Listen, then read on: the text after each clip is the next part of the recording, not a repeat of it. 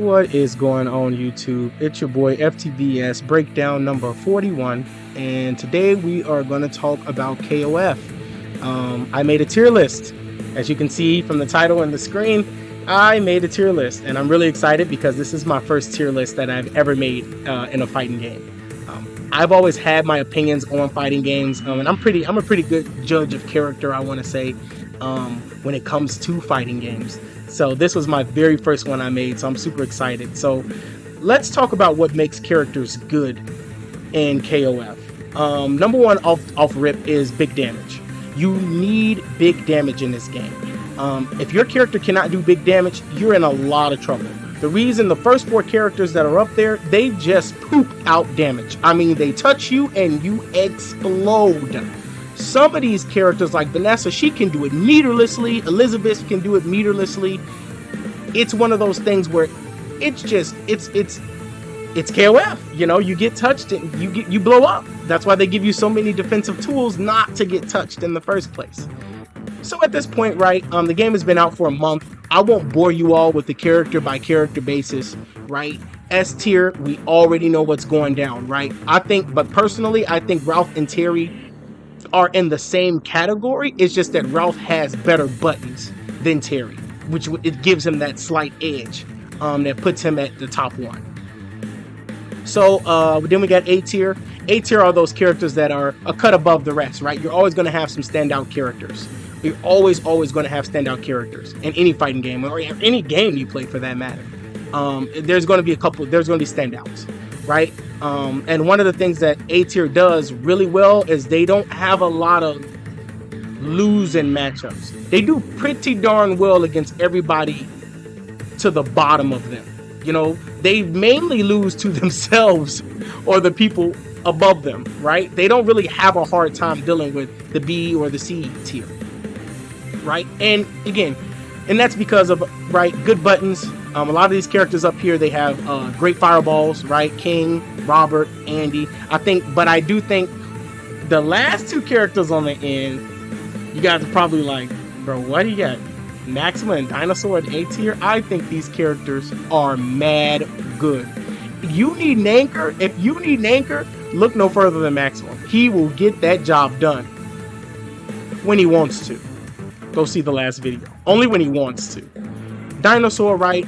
We've seen what people can do with Dinosaur. He can be a threat once he makes it in. I mean, it's like he's smoldering. Like, you cannot get this dude up off you. And then moving on to B tier. B tier are the characters that I feel like they're only as good as you make them, right? They won't lose you a lot of games off rip, but they'll win you some games. But they're only as good as you make them, right? Kyo, obviously. Iori is another. Athena, right? Psycho Ball Mania. Chris. I think the exception here is the grapplers, right? Blue Mary, Clark, and Shermie. But they have tools to deal with Fireball. I mean, they punish Fireball hard, if you make the right read. So that's why they're up in B tier. And then you got C tier. These are the characters who, in KOF, let me go back before I explain my C tier. KOF is also a game about matchups. They give you 3 characters. It is your job to position your characters to get you the best amount of, give you the best win rate possible when going against the opposition. Team structure is a big thing in this game because this game is very matchup heavy. So going back to C tier, all the characters in C tier, they have really, really bad matchups. I mean, they have terrible bad matchups. They really struggle beating the characters above them. I'll give you, let's, go down the list, right? So you got Yuri. While she has a fireball, she has a fireball, but it has to be charged, and her normals are really stubby. She does have Demon Flip and, right, Air Fireball, but when you're going up against somebody like King, Mai, Robert, even Vanessa, it's a no-no, right? They're gonna shoot fireballs faster than you can blink, Same thing with Ash, right? She has to hold charge for her flash kick and for her projectile. So if she goes up against somebody like Mai or Joe, it's a wrap. They're just going to quarter circle forward, her to death. She's not going to win that fireball war. Luong is straightforward. Once you understand the game Luong wants to play, I mean, it's too easy at that point. You know, she's gonna counsel her, punish, you know, and jump over her ridiculous sweep. But once you know that, I mean, her game plan is so straightforward. It's just what it is. Leona, same thing, right? She can't win against the fireball. Again, Leona excels when you have to come to Leona, not when Leona has to come to you. So again, against the opposition of King, Andy, right, Terry, Joe, she just can't do it. And the list goes on and on and on. You can see the trend. And then I want to talk about one of my main points for making this video, something that never gets talked about enough, is the unexplored category. There are always characters in every fighting game that go completely unexplored. Stop me if you've ever heard this one. You ready? Yo, there's this dude here. He comes from Canada. He plays C Viper. Bro, he plays C Viper. I've never seen a C Viper play like this. He is tearing up the charts. He's beating names like Punko, Daigo. I mean, he's well on his way to top 8. Right? Or you know, Daigo says this is really good jury at the tournament in Street Fighter 4. They go by Ali, and I mean, this jury is nice. I mean, it's nice. He's gonna go straight to top 8. The reason those scenarios exist is because somebody went out of their way to grab one of these unexplored characters and started to explore them. They know them inside and out. They know the matchups. They know how they have to play against certain matchups.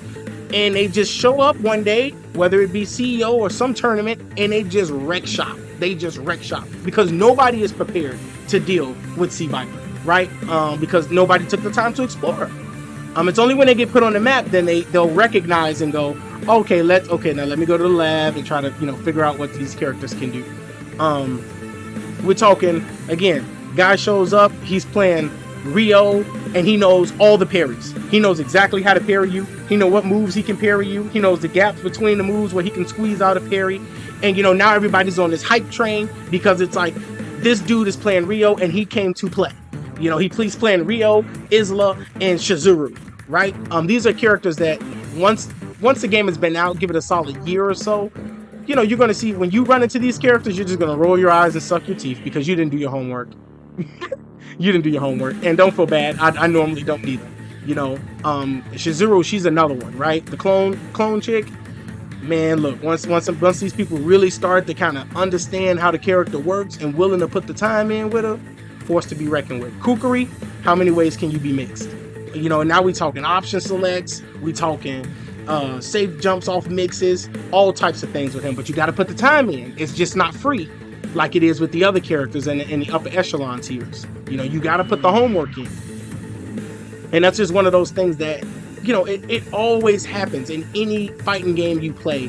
That is what happens. We just seen a prime example recently.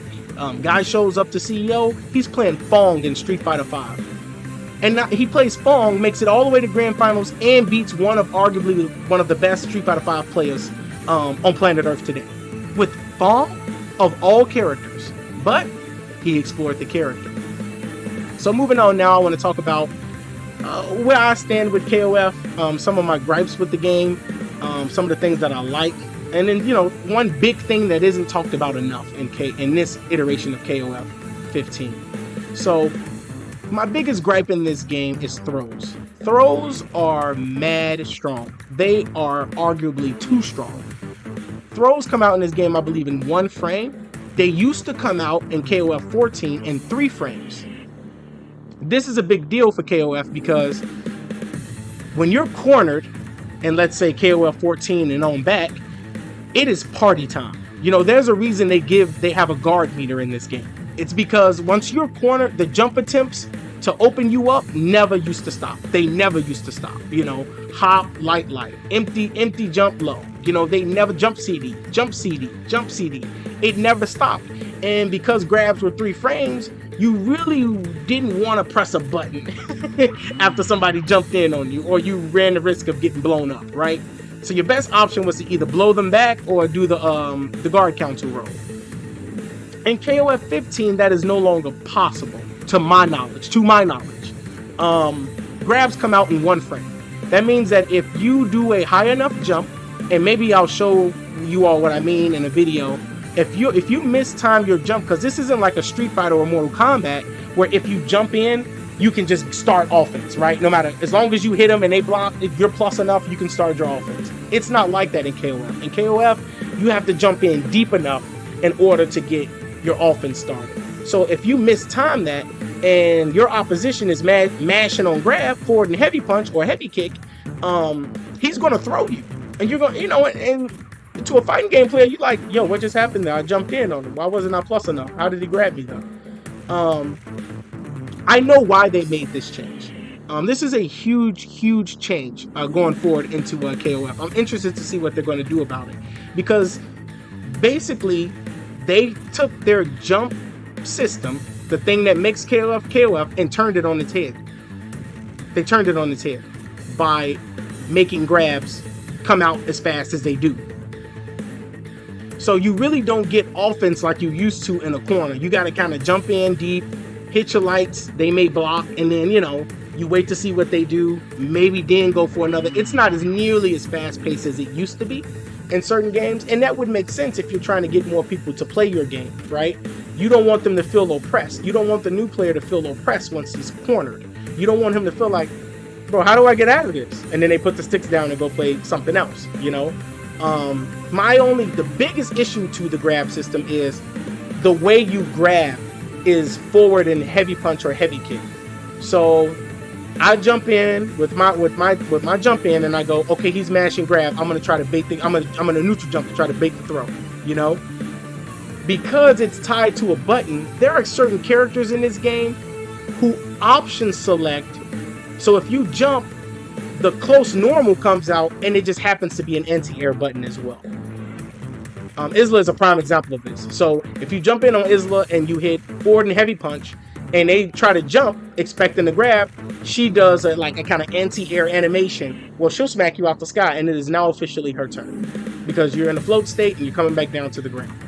I really don't like that about this game. I just do not like it. I feel like the offense, there's not enough offense. You know, when I remember being put in the corner in KOF 14, 13, and just praying to God that this light norm will work. Oh, nope, it didn't work. Okay, I died. Next character.